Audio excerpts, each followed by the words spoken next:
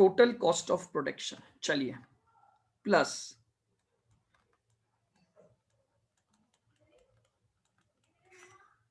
Opening stock, इसमें plus करोगे,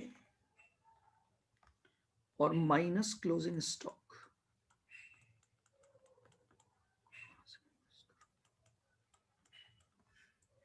ये यहां से माइनस कर दोगे। ये आपके पास आ जाएगी टोटल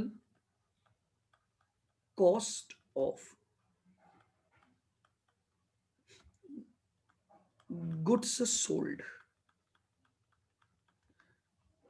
आप अंतर देख पा रहे हो, वहां केवल पहले में वेरिएबल लेकर चल रहा था, यहां पर वेरिएबल के साथ साथ फिक्स्ड भी कंसीडर की जा रही है।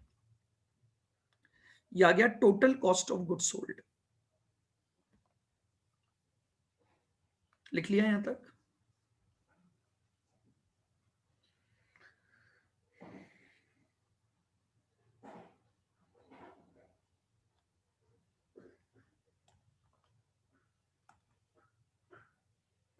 आइए,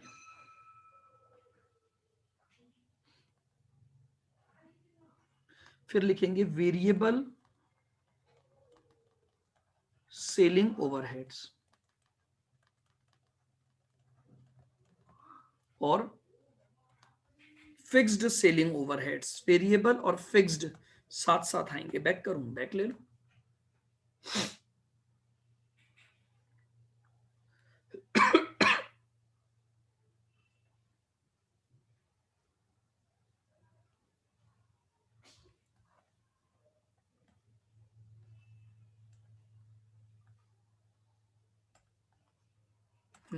fixed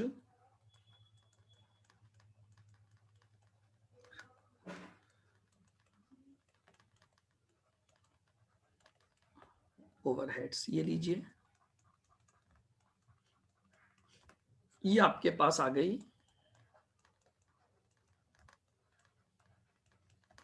total cost of sales, यानी ये बी का टोटल आ गया।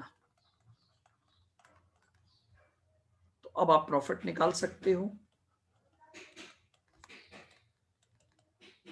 ए माइनस, ये लीजिए, ये आपका income statement under marginal costing, oh sorry, absorption costing बन गया।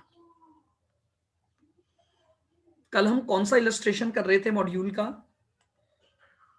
उसी में आज हम बनाएंगे अपना एब्जॉर्प्शन कॉस्टिंग। ये उतार लिया ना सब? 40 एक सेकंड, 40 कर रहे 40 ये उतार लिया सबने? डन। आइए 40 निकालते हैं अपन। और अब नहीं सर रुको, 1 मिनट। अरे अरे अरे, डांटो तो मत मुझे। डाटा जैसा लगा, ये लो।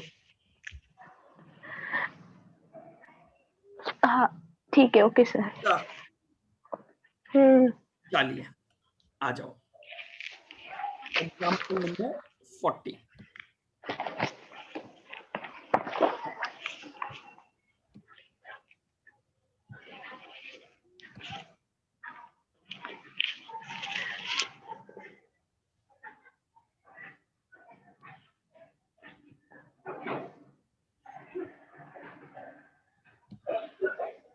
एक सेकेंड, क्या हो गया?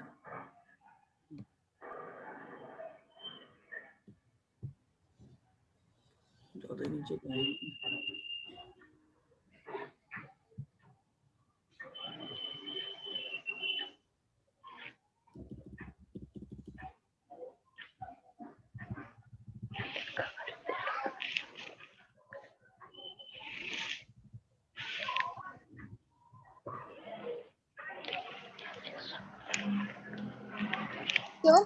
हाँ जी, सर इलस्ट्रेशन 40 के अंदर आपने जो कल वाला करवाए थे ना, तो हाँ, उसके अंदर वेरिएबल कॉस्ट ऑफ प्रोडक्शन कैसे निकला सर, मुझे नहीं आया था। बता देते हैं वापस। Yes sir.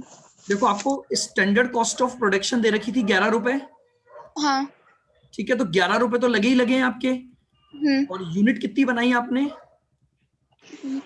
150 150 नहीं, 160 थी। 160 तो 160 इंटू 11 रुपए यस सर, कितना हुआ? 1760,000।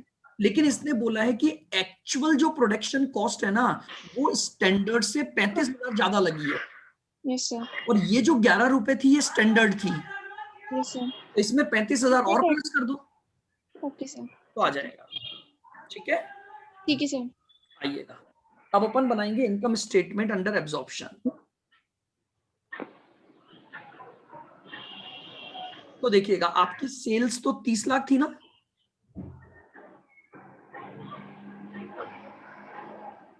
सेल्स तो 30 लाख हो गई।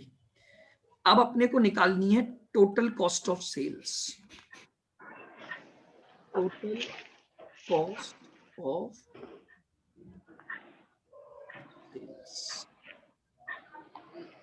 मुझे बताइए सबसे पहले वेरिएबल प्रोडक्शन कॉस्ट दे रखी है 11 रुपए इंटू 1,60,000, बताओ कितना हुआ?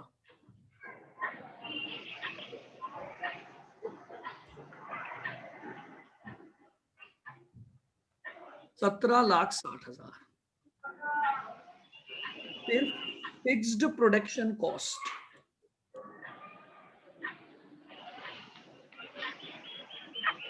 कैसे निकालेंगे? मैंने आपको बोला अगर फिक्स्ड निकालनी है तो पहले रेट निकालनी पड़ेगी। फिक्स्ड प्रोडक्शन दे रखे हैं 3,60,000 के, डिवाइडेड बाय नॉर्मल कैपेसिटी 90% दे रखी है तो 180। माइक कौन है?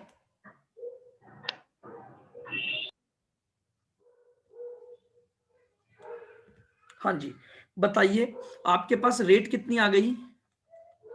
₹2।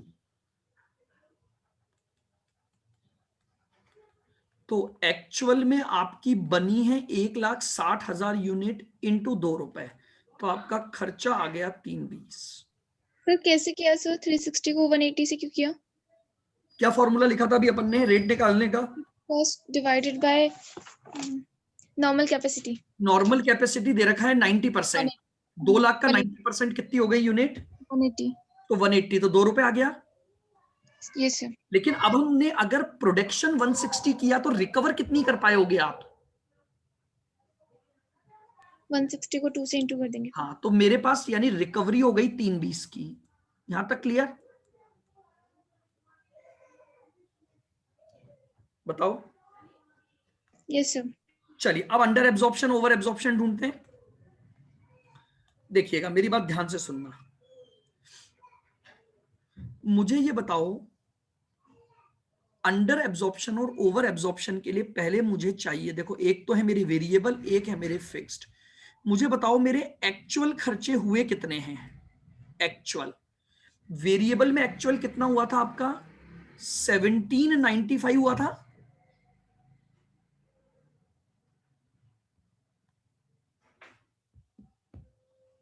बोलो यस सर। कैसे? क्लियर है सबको? देखो 1760 तो था ही, और उसने बोला था एक्चुअल में 35,000 ज्यादा खर्च हुए, तो एक्चुअल 1795 हुए कि नहीं हुए? और एक्चुअल फिक्स्ड हुए होंगे 3,60,000। बोलो यहां तक ठीक? लेकिन एब्जॉर्ब्ड या रिकवर्ड यहां हुए 1760 और यहां हुए 320 according to the rate decided. बताओ ये अंडर बोलोगे या ओवर एब्जॉर्प्शन बोलोगे? If actual is more than recovered क्या बोलेंगे इसे? अंडर। तो लिखिए ये आ गया अंडर। Under absorption. अंडर यहां तो आ गया 35 का और यहां आ गया 40 का। बताओ अंडर एब्जॉर्प्शन को प्लस करोगे कि माइनस करोगे? लेस करेंगे। तो लिख दो plus under absorption of overhead. ये देखो इन्होंने भी किया है बट शायद वर्किंग नहीं दी तो वो समझ नहीं आती, बस वर्किंग ये देखना। 35 इन्होंने यहां ऐड कर दिया और 40 इन्होंने यहां ऐड कर दिया। मैंने इसको एक साथ ले लिया तो अपन ऐड कर देंगे under absorption of production overheads. मैं यहां लिख देता हूं,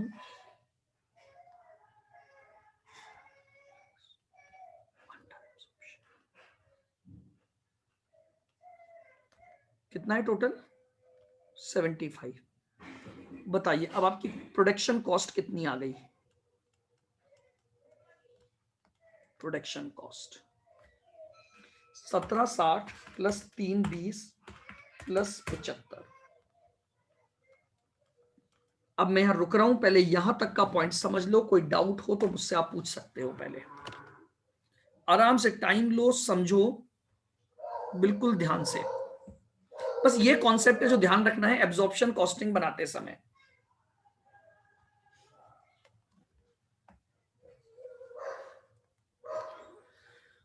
चलिएगा अब इसमें प्लस करेंगे ओपनिंग स्टॉक।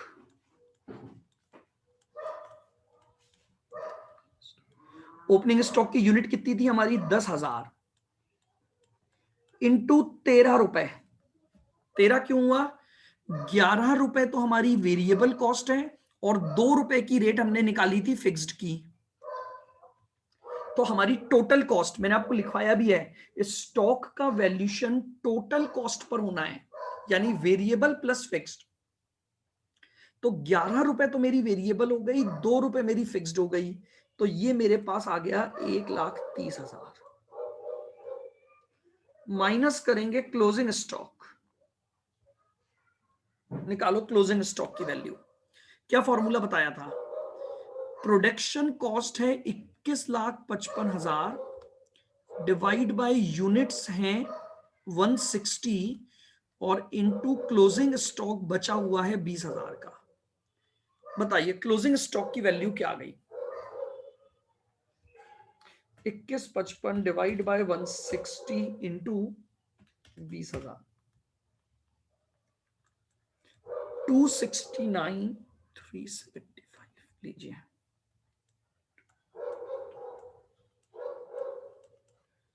ये आ गई टोटल सीओजीएस। सो हाँ जी बोलो। तो ओपनिंग स्टॉक 13 क्यों लिए वापस बताना सर? देखो आप वहां जाओ पहले नोट्स में, वहां बताओ मुझे ओपनिंग स्टॉक का वैल्यूशन मैंने कैसे लिखवाया है? Units into total production cost. Total production cost का मतलब होता है variable plus fixed. Yes sir. हाँ वेरिएबल प्रोडक्शन 11 है, फिक्स्ड प्रोडक्शन 2 रुपए है। Yes sir. Clear? Yes sir. 2015625 selling overhead जोड़ दो, प्लस वेरिएबल सेलिंग ओवरहेड और फिक्स्ड सेलिंग ओवरहेड। 3 लाख तो है वेरिएबल और 270 है फिक्स्ड। ये आपकी टोटल कॉस्ट ऑफ सेल्स आ गई।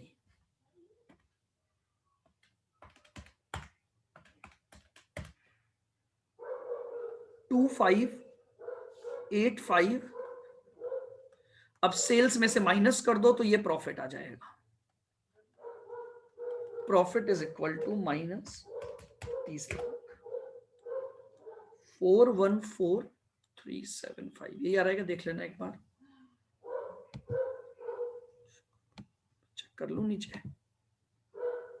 गलत कर दिया क्या मैंने? ये क्या हुआ? कुछ एड्रेस गलत किया क्या?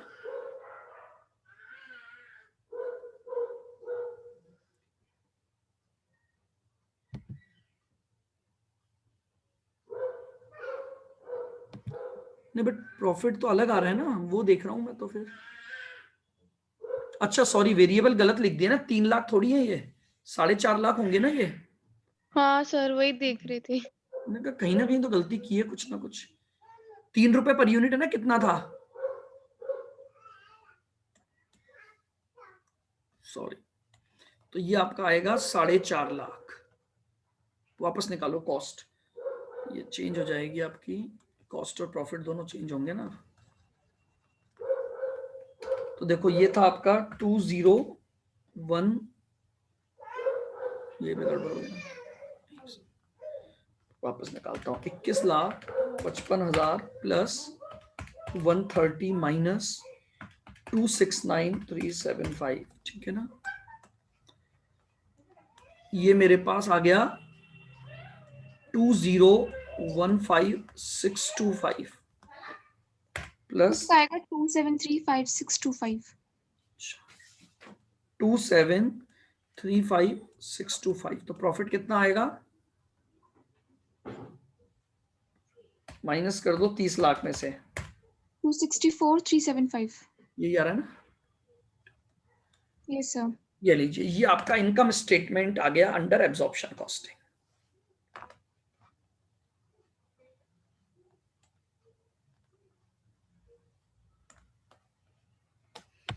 अब देख लीजिए, ये एक क्वेश्चन आपका इस टॉपिक का था जिसमें आपको एब्जॉर्प्शन कॉस्टिंग को लेकर और मार्जिनल कॉस्टिंग को लेकर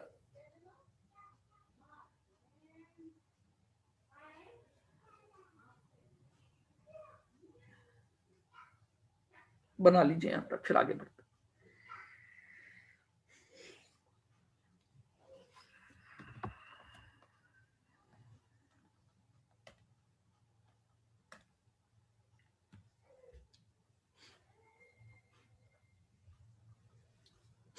हटा दूं, सबने बना लिया ना? ये देख लेना, नहीं तो फिर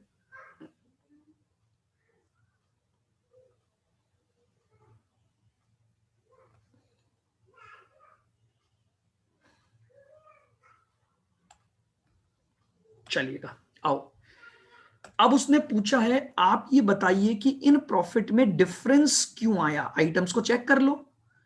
तो आप अगर ध्यान से देखोगे तो ये पाओगे कि केवल स्टॉक के वैल्यूशन की वजह से प्रॉफिट में डिफरेंस आया है।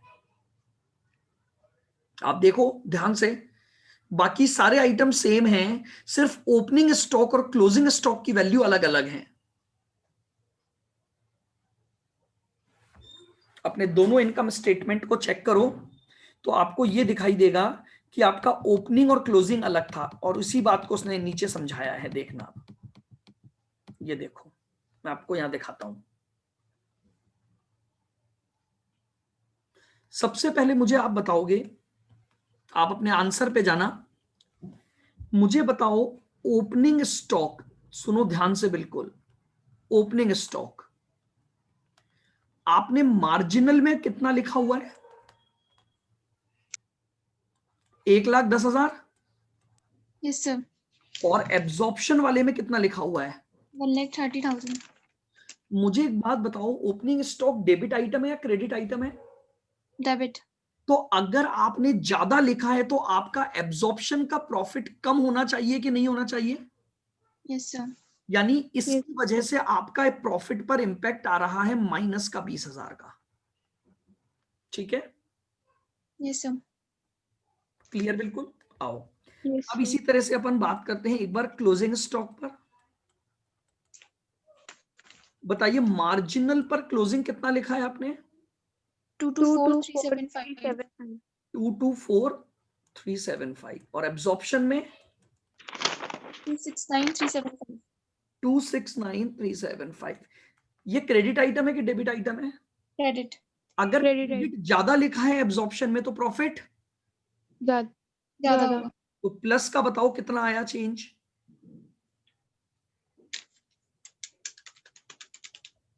45। 45,000. नेट इंपैक्ट बताओ, प्रॉफिट में नेट इंपैक्ट का चेंज 25,000 प्लस के माइनस? प्लस के। अब आप चेक कर लो, आपका मुझे बताइए मार्जिनल का प्रॉफिट कितना था? प्रॉफिट मार्जिनल का 869,375। 869,375। 869 कहां से आ गया? नहीं सर, नहीं सॉरी सॉरी, 239,375. 239,375। 239। 375. और एब्जॉर्प्शन का प्रॉफिट 264,375। 264,375. आप देख सकते हो इनका गैप 25,000 ही होगा, यस सर। और वही इंपैक्ट ये आ रहा है। क्योंकि अब इसका रीजन क्या था, क्योंकि दोनों मेथड में हमारा जो स्टॉक का वैल्यूशन होता है ना, वो अलग अलग होता है। तो अगर दोनों मेथड में स्टॉक का वैल्यूशन अलग है तो उनके प्रॉफिट में डिफरेंस उतना ही आता है जितना स्टॉक वैल्यूशन की वजह से आता है। तो लिख दो इस बात को।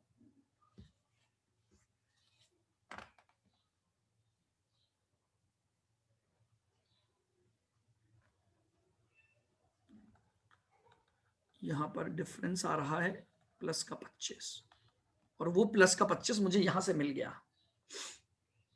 तो बस एक सेंटेंस में आप लिख सकते हो कि difference in profit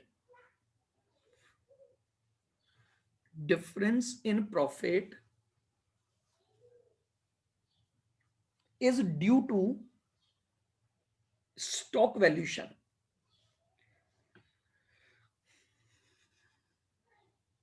Difference in profit is due to stock valuation. हमेशा इन दोनों के प्रॉफिट में जो डिफरेंस आएगा वो केवल और केवल किसकी वजह से आने वाला है? आपके स्टॉक वैल्यूएशन की वजह से आने वाला है। ये लीजिए,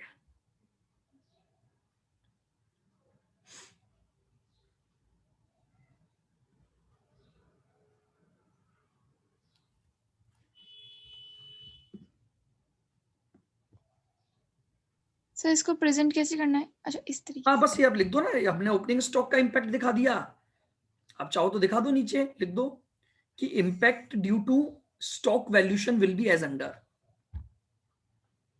impact due to stock valuation will be as under opening stock का, क्लोजिंग स्टॉक का, और इसको मैच करा दो प्रॉफिट के इंपैक्ट से।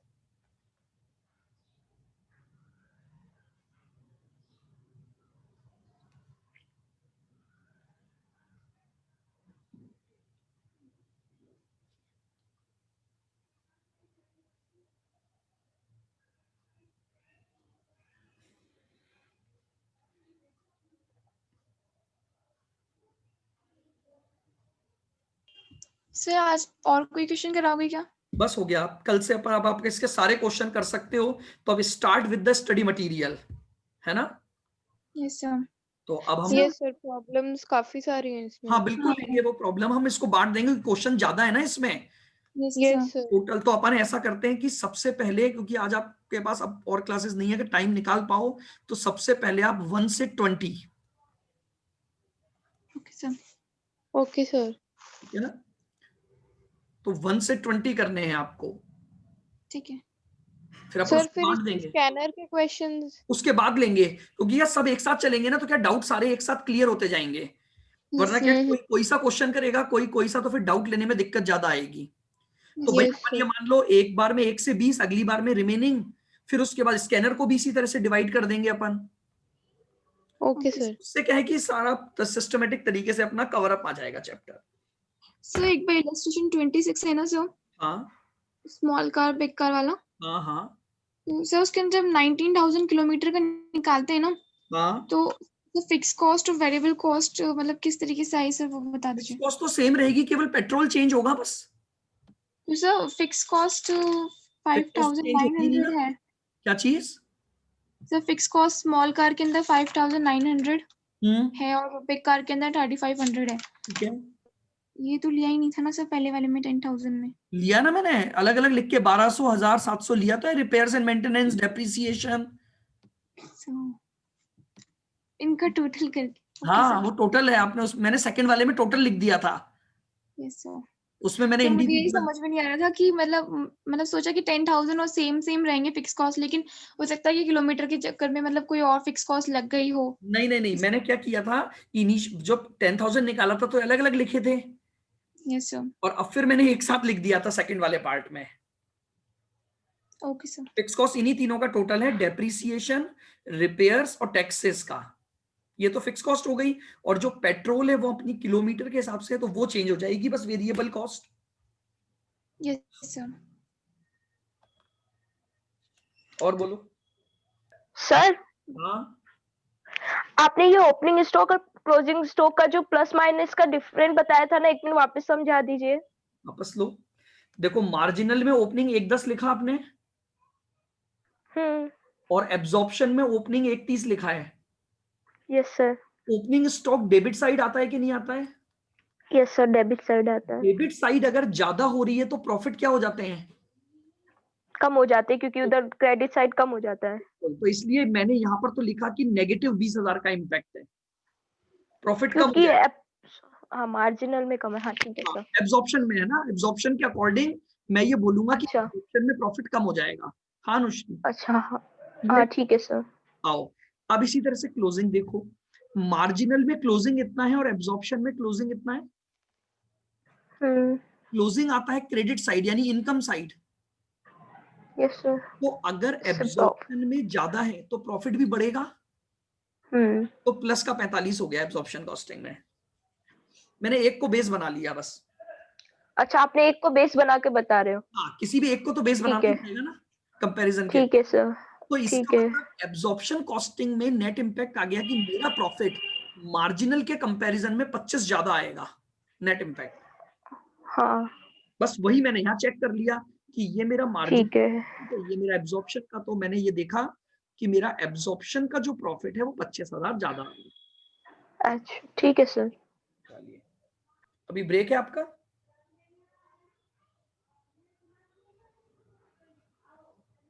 Yes sir. चलिए